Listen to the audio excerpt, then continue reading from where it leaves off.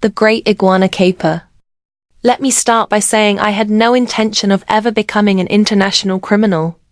But life has a funny way of spiraling out of control when you agree to small, seemingly harmless favors. It all began with an iguana named Lorenzo.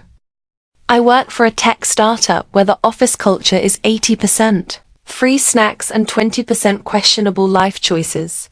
So, when Janice from marketing said, "Hey, my cousin left me his iguana while he's on vacation, but I'm heading out of town this weekend. Could you take care of him?" I thought, sure, why not? How hard can it be? Spoiler alert. It's harder than you think. Friday night, Janice handed me a terrarium the size of a small refrigerator and a detailed care guide that read like an a manual written by someone who hates punctuation. Lorenzo himself glared at me through the glass, like he already knew I wasn't qualified for this. I could swear he rolled his eyes when I told him we were going to have a fun weekend. The first problem arose on the drive home. The terrarium didn't fit in my back seat, so I had to strap it into the passenger seat.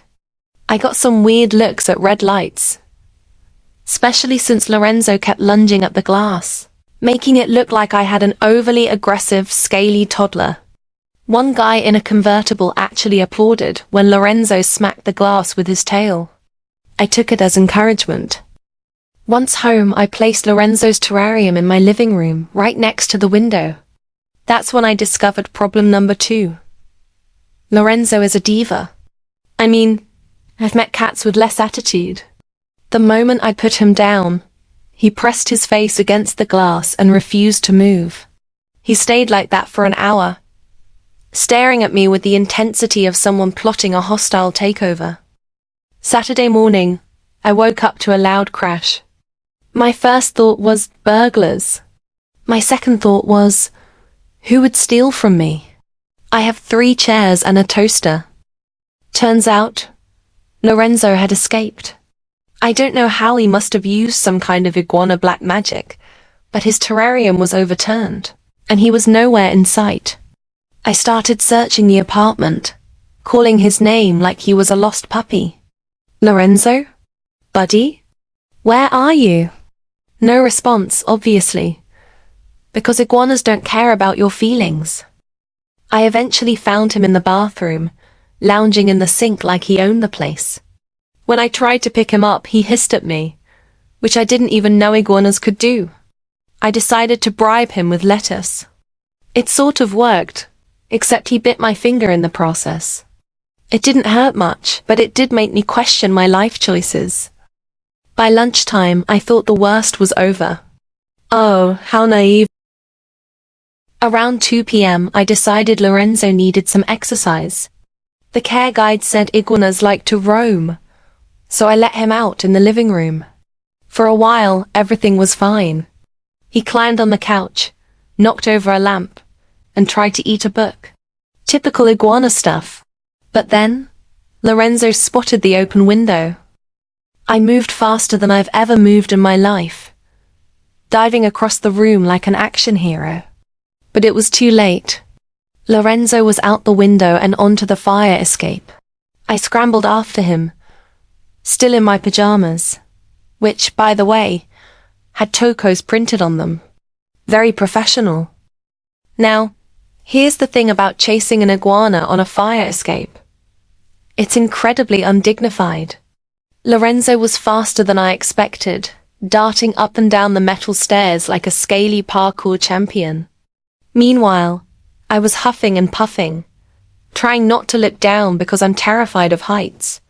At one point, I lost a slipper, which I'm pretty sure is still on the ledge of the 3rd floor. Finally, Lorenzo made it to the roof. I followed, only to find myself face to face with my neighbor, Mrs. Kopinski. She's 82, but she could easily bench press me. She was up there tending to her rooftop garden, and didn't look the least bit surprised to see me climbing over the edge like a lunatic. "Lost something?" she asked, pointing at Lorenzo, who was now sunbathing on her tomato plants. Yeah. My iguana." She squinted at me like she wasn't sure whether to laugh or call animal control. Well, don't just stand there. Grab him before he eats my heirlooms. Easier said than done. Lorenzo seemed to think we were playing a game and kept darting away every time I got close. At one point, I tripped over a watering can and nearly face-planted into a rosebush. Mrs. Kopinski didn't even flinch. Eventually, I managed to corner Lorenzo by the air conditioning unit. I lunged, he hissed, and we both went tumbling.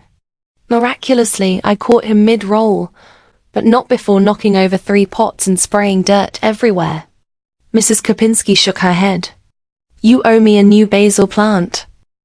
With Lorenzo secured, I trudged back down the fire escape, covered in sweat, dirt, and what I hoped wasn't bird poop. By the time I got back to my apartment, I was ready to swear off pets forever. I plopped Lorenzo back into his terrarium and glared at him. You're lucky you're cute. The rest of the weekend was relatively uneventful, except for the part where Lorenzo escaped again and tried to hide in my laundry basket. But that's a story for another day. When Janice came to pick him up on Monday, I handed him over with a forced smile. How was he? She asked. Oh, you know, I said casually. We had some adventures. She laughed, completely oblivious. As she walked away, Lorenzo turned to look at me over her shoulder. I could have sworn he winked. And that's how I learned to never ever volunteer to pet sit.